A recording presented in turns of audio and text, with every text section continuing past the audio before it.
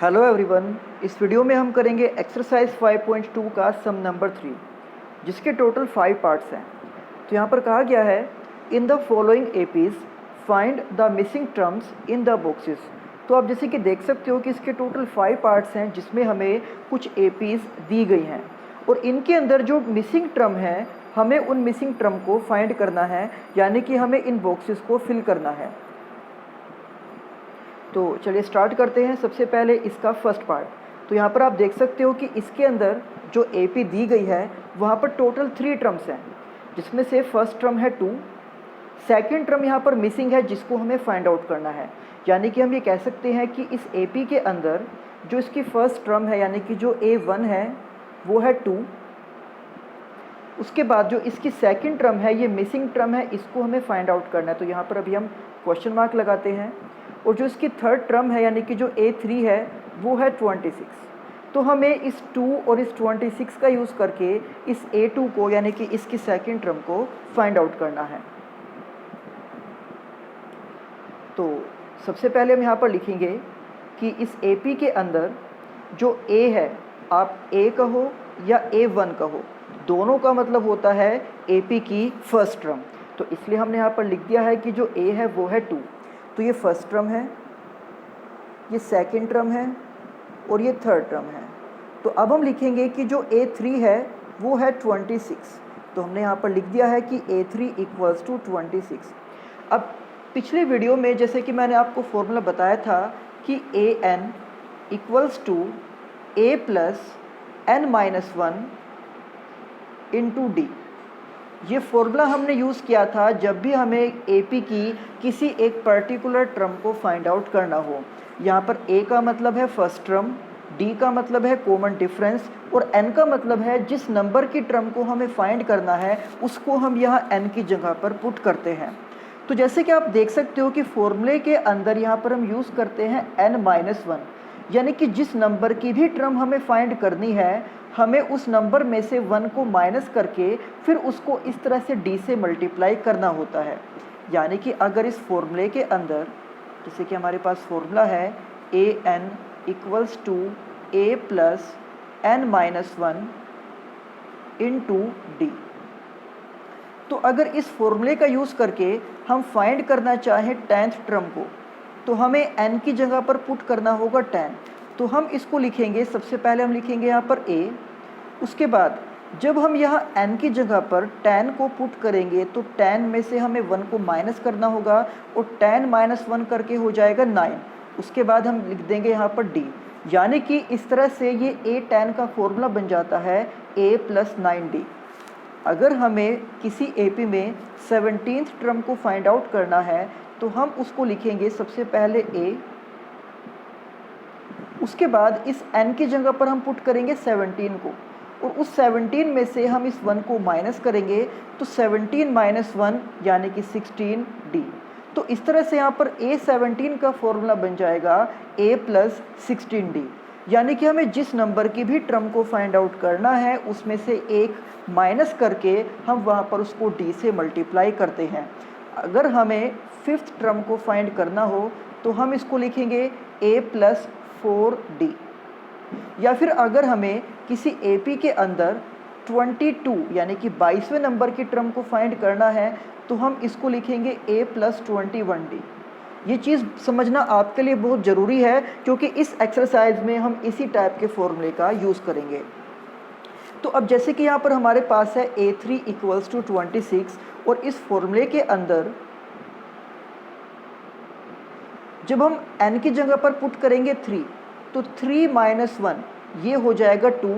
यानी कि हम A3 की जगह पर लिख सकते हैं A प्लस 2D। तो इसलिए आप ये देखिए कि यहाँ पर हमने नेक्स्ट स्टेप में लिख दिया है A3 की जगह पर A plus 2D and equals to 26। तो अब ये जो इक्वेशन हमारे सामने आई है इस इक्वेशन के अंदर 2 वेरिएबल्स हैं, एक है A और एक है D। इनमें से A की वैल्यू हमें पहले से ही पता है 2। तो हम इस इक्वेशन में A की वैल्यू को पुट करेंगे। तो आप देख सकते हो कि यहाँ पर हमने A की जगह पर पुट कर दिया है 2। ये वाला जो 2D है ये एज इट इज़ और 26 भी एज इट इज़। फिर हम इस 2 को राइट हैंड साइड में ले जाएंगे और 26 में से इसको सब्ट्रैक्ट कर देंगे। तो 26 माइनस 2 इज़ 24। इसके बाद हम इस 2 को 24 के डिवाइड में लेकर आएंगे। तो 24 को जब 2 से डिवाइड किया जाएगा तो डिवाइड करने के बाद हमें मिल जाएगा 12। यानी कि इस तरह से यहाँ पर हमने D that means common difference को फाइंड आउट कर लिया है। तो अब आप ये देख सकते हो कि इस AP के अंदर हमें फाइंड आउट करना था उसकी सेकंड टर्म को, यानी कि A2 को। और सेकंड टर्म फाइंड करने के लिए हम क्या करते हैं, हम फर्स्ट टर्म में D को ऐड कर देते हैं। तो फर्स्ट टर्म हमारे पास ये पहले से गिवन है 2, और ये जो D है ये अभी हमने फाइंड किया है 12। तो इस तरह से 2 + 12 यानी कि 14। तो हम कह सकते हैं कि इस बॉक्स के अंदर जो टर्म्स आनी चाहिए वो है 14। हमने यहाँ पर लिख दिया है A2 = A + D, यानी कि 2 + 12 = 14। और अब उस AP को हमने फिर से लिख दिया है और यहाँ बॉक्स के अंदर हमने इस नंबर को लिख दिया है जो कि है 14। तो इस तरह से ये AP हमारे पास कंप्लीट हो गई है, 2, 14 एंड 26। इसके बाद सेकंड पार्ट, तो ये AP हमारे पास है जिसके अंदर फर्स्ट टर्म मिसिंग है, सेकंड टर्म है 13, थर्ड टर्म मिसिंग है और इसकी फोर्थ टर्म है 3। तो हमने यहाँ पर लिखा है A2 = 13 एंड A4 = 3। ये दो स्टेप हमने यहाँ पर लिख दिए हैं। इसके बाद जो A2 है, तो सेकंड टर्म फाइंड करने का फॉर्मूला होता है फर्स्ट में D को ऐड करना। तो इसलिए हमने यहाँ पर A2 की जगह पर लिख दिया है A + D, और ये जो 13 है ये 13 एज इट इज़, और इसको हमने नाम दिया है इक्वेशन नंबर 1। इसी तरह से जो A4 है, तो A4 की जगह पर, जैसे कि आपको पता है कि AN का फॉर्मूला है A + n-1 × D। तो अगर हम यहाँ पर n की जगह पर पुट करते हैं 4, तो A + 4 - 1 × D, यानी कि ये बन जाएगा A + 3D। तो इसका मतलब ये है कि हम A4 की जगह पर A + 3D लिख सकते हैं। तो हमने यहाँ पर A4 की जगह पर लिख दिया है A + 3D, और ये जो 3 है ये एज इट इज़, और इसको हमने नाम दिया है इक्वेशन नंबर 2। तो अब जो दो इक्वेशन हमारे पास आई हैं, हमें इन दोनों इक्वेशन को सोल्व करना होगा। यहाँ पर आप देख सकते हो कि दोनों ही इक्वेशन के अंदर 2 वेरिएबल्स हैं A एंड D। तो चैप्टर नंबर 3 में हमने 2 वेरिएबल्स वाली इक्वेशंस को ही सोल्व किया था, जहाँ पर हमने टोटल 4 मेथड पढ़े थे उन इक्वेशंस को सोल्व करने के।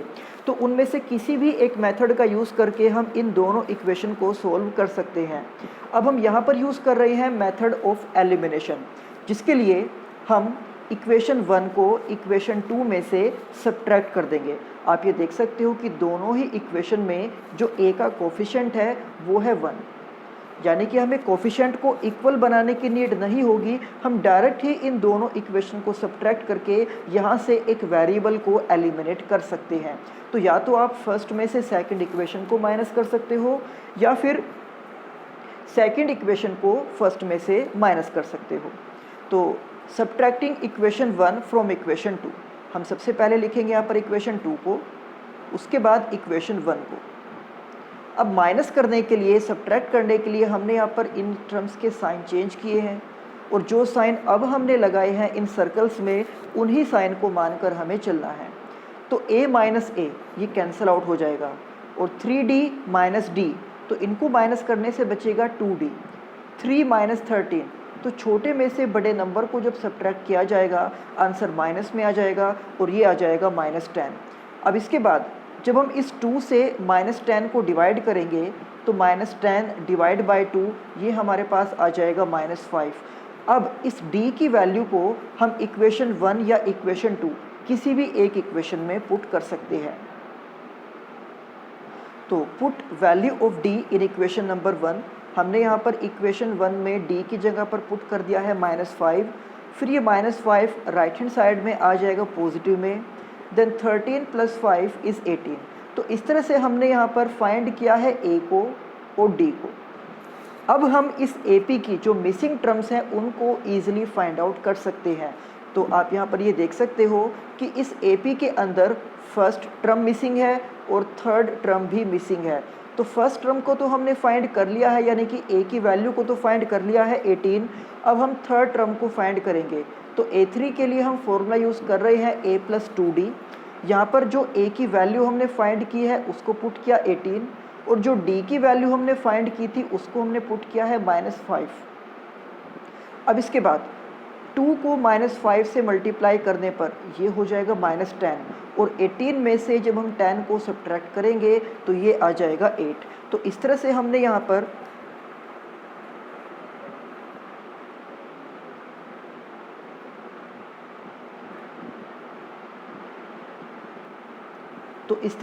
यहाँ पर उस AP की सभी मिसिंग टर्म्स को फाइंड आउट कर लिया है, जिसमें से फर्स्ट टर्म तो है 18, सेकंड टर्म हमें ऑलरेडी गिवन थी 13, थर्ड टर्म हमने फाइंड की है 8। तो यहाँ पर आपको बॉक्स में लिखना होगा 8, और जो फोर्थ टर्म है वो हमें ऑलरेडी गिवन थी 3। तो इस तरह से ये AP हमारे पास है 18, 13, 8 एंड 3, और आप ये देख सकते हो कि इन सभी के बीच में 5 का डिफरेंस है। तो इस तरह से ये AP कंप्लीट हो गई है, और हमने इन दो टर्म्स को फाइंड आउट किया है। अब इसके बाद इसका थर्ड पार्ट। तो यहाँ पर थर्ड पार्ट में आप देख सकते हो कि जो AP हमें गिवन है उसकी हमें फर्स्ट टर्म पता है A1 यानी कि 5, यहाँ पर सेकंड टर्म मिसिंग है, थर्ड टर्म मिसिंग है, और फोर्थ टर्म हमें गिवन है 9.5। तो हम सबसे पहले लिखेंगे यहाँ पर A1 यानी कि A = 5।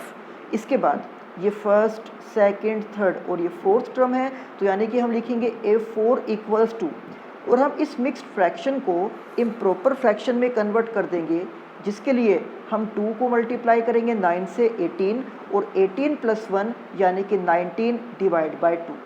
तो A4 की जगह पर हम लिख सकते हैं A + 3d, जैसे कि मैंने आपको सेकंड पार्ट में भी बताया था। अब यहाँ पर हम इस 2 को मल्टीप्लाई करेंगे A से तो 2A, और फिर मल्टीप्लाई करेंगे इसको 3d से तो 6d, और राइट हैंड साइड में हमारे पास रह जाएगा 19। और इस इक्वेशन के अंदर जैसे कि आप देख सकते हो कि दो वेरिएबल्स हैं A और D, तो हम यहाँ पर A की वैल्यू को पुट कर सकते हैं जो कि हमें दी गई है 5। तो पुट वैल्यू ऑफ A, हमने यहाँ पर A को पुट किया 5, तो 5 × 2 = 10, और जब हम 10 को यहाँ 19 में से सब्ट्रैक्ट करेंगे तो 19 - 10 यानी कि 9। उसके बाद हम इस 6 को यहाँ 9 के डिवाइड में लेकर आए, और 9 और 6 को हम डिवाइड कर सकते हैं 3 से, तो 3 × 3 = 9 एंड 3 × 2 = 6। तो इस तरह से 9/6 को हम लिख सकते हैं 3/2, यानी कि हमारे पास यहाँ पर D कॉमन डिफरेंस की वैल्यू है 3/2। तो आप ये देख सकते हो कि हमें इस पार्ट के अंदर फाइंड आउट करना है A2 को और A3 को। तो A2 को फाइंड करने के लिए हम A के अंदर D को ऐड कर देंगे। तो हमने यहाँ पर लिख दिया है A2 = A + D। अब A की वैल्यू हमें गिवन थी 5, और D हमने खुद फाइंड किया है 3/2। इनको ऐड करने के लिए हम 5 के डिवाइड में 1 लेट करेंगे, फिर 1 और 2 का एलसीएम लेंगे हम 2 की मल्टीप्लाई 5 से 10, और 1 की मल्टीप्लाई 3 से 3। After that 10 + 3 = 13 and divide by 2। अब हम इस 13/2 को अगर मिक्स्ड फ्रैक्शन में कन्वर्ट करना चाहें तो हमें 2 से 13 को डिवाइड करना होगा, 2 × 6 = 12, और रिमाइंडर हमारे पास आ जाएगा 1। तो इस तरह से हम इसको लिख सकते हैं 6/1/2 यानी कि 6.5। थर्ड टर्म यानी कि A3 को फाइंड करने के लिए तो A3 का फॉर्मूला आप यूज़ कर सकते हो A + 2D। यहाँ पर हमने A की वैल्यू को पुट कर दिया है 5, और D की वैल्यू जो इस सम में हमने फाइंड की थी वो है 3/2। तो हमने यहाँ पर 2 से 2 को डिवाइड कर दिया, और इस 3 को यहाँ पर एज इट इज़ लिख दिया है। इसके बाद यहाँ पर 5 + 3 यानी कि 8। तो इस तरह से ये कंप्लीट AP हमारे पास हो गई है, जिसकी दो टर्म्स हमने फाइंड की है। तो सेकंड टर्म है 6.5, और थर्ड टर्म हमने फाइंड की है 8। उसके बाद फोर्थ पार्ट। तो यहाँ पर आप देख सकते हो कि जो AP हमें गिवन है उसके अंदर फर्स्ट टर्म तो है -4, फिर यहाँ पर सेकंड टर्म, थर्ड, फोर्थ और फिफ्थ, ये 4 टर्म मिसिंग है, और जो 6 टर्म है वो हमें यहाँ पर गिवन है 6। तो इन दोनों का यूज़ करके हम बीच की ये सभी टर्म्स को फाइंड आउट करेंगे। तो सबसे पहले हम लिखेंगे कि जो फर्स्ट टर्म हमें गिवन है यानी कि A = -4। उसके बाद first, second, third, fourth, fifth, six. तो ये इस AP की 6 टर्म है, यानी कि A6 इक्वल्स टू 6। और A6 के लिए हम फॉर्मूला यूज़ कर सकते हैं A + 5D। और यहाँ पर इस इक्वेशन के अंदर हम A की वैल्यू पुट कर सकते हैं -4। फिर ये जो -4 है ये राइट हैंड साइड में चला जाएगा प्लस में, और इस तरह से 6 + 4 हमारे पास आ जाएगा 10। और जब इस 10 को हम इस 5 से डिवाइड करेंगे तो 10 / 5 यानी कि 2। तो हमारे पास D की वैल्यू आ गई है। तो जैसे कि आप देख सकते हो कि यहाँ पर A ऑलरेडी हमें गिवन था, D अभी हमने फाइंड कर लिया है। तो इनका यूज़ करके हम इस AP में second, third, fourth and fifth term को ईजिली फाइंड आउट कर सकते हैं। तो सबसे पहले A2 के लिए हम फर्स्ट टर्म में D को ऐड करेंगे। फर्स्ट टर्म है -4 और D हमने फाइंड किया था 2, तो -4 and +2 that is -2। Third term के लिए हम फॉर्मूला यूज़ कर सकते हैं A + 2D। तो A का मतलब -4, ये हमें ऑलरेडी स्टेटमेंट में गिवन था। D हमने फाइंड किया है 2। तो यहाँ पर 2 को 2 से मल्टीप्लाई करने पर 4 और -4 + 4 ये दोनों कैंसिल आउट होके हमारे पास बचेगा 0। A4 के लिए हम फॉर्मूला यूज़ करेंगे A + 3D। यहाँ पर भी हमने A और D की वैल्यू को पुट कर दिया है। इसके बाद 3 × 2 यानी कि 6 और -4 + 6 दैट इज़ +2। इसके बाद फिफ्थ टर्म, तो इसके लिए फॉर्मूला हम यूज़ कर सकते हैं A + 4D। यहाँ पर हमने A और D की वैल्यू को पुट किया और इसके बाद 4 × 2 यानी कि 8 और -4 + 8 इज़ +4। तो इस तरह से यहाँ पर इस AP में जो मिसिंग टर्म थी उनको हमने फाइंड आउट कर लिया है। इसके बाद फिफ्थ पार्ट, तो इसके अंदर हम देख सकते हैं कि यहाँ पर जो फर्स्ट टर्म है वो मिसिंग है, जबकि सेकंड टर्म हमें गिवन है 38। तो हमने लिख दिया है A2 इक्वल्स टू 38। इसके बाद third, fourth and fifth term भी यहाँ पर मिसिंग है, और सिक्स टर्म हमें गिवन है -22। तो हमने ये लिख दिया है A6 इक्वल्स टू -22। अब A2 के लिए हमने फॉर्मूला यूज़ किया है A + D, और A6 के लिए हमने फॉर्मूला यूज़ किया है A + 5D। और इस तरह से ये जो दो इक्वेशन हमारे पास बनी है, इन दोनों इक्वेशन को भी हम एलिमिनेशन मेथड का यूज़ करके सोल्व करेंगे। तो इसके लिए हम फर्स्ट में से सेकंड इक्वेशन को सब्ट्रैक्ट कर सकते हैं, या सेकंड में से फर्स्ट इक्वेशन को सब्ट्रैक्ट कर सकते हैं। तो हमने यहाँ पर लिखा है कि सब्ट्रैक्टिंग इक्वेशन 1 फ्रॉम इक्वेशन 2। तो पहले हमने इक्वेशन 2 को लिख दिया, फिर इक्वेशन 1 को लिख दिया, और उसकी सभी टर्म्स के साइन को हमने चेंज कर दिया। अब यहाँ पर A - A ये कैंसिल आउट हो जाएगा, 5D - D तो ये बचेगा 4D, और -22 - 38 तो ये दोनों ही नंबर नेगेटिव हैं, इसलिए हम इसको सोल्व करके लिखेंगे -60। अब जब हम 4 को -60 के डिवाइड में लिख देंगे तो -60 / 4 ये हमारे पास आ जाएगा -15। तो इस तरह से हमने D को फाइंड कर लिया है। अब D को फर्स्ट या सेकंड किसी भी एक इक्वेशन में पुट करके हम फाइंड करेंगे A को। तो put value of D in equation number 1। हमने यहाँ पर D की वैल्यू पुट की -15।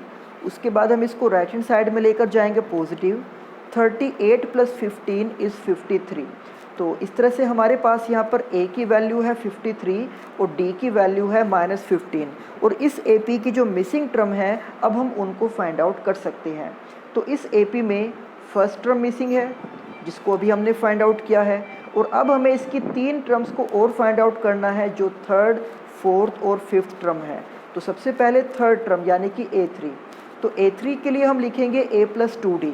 इसके लिए हमने यहाँ पर A की वैल्यू को और D की वैल्यू को पुट कर दिया है।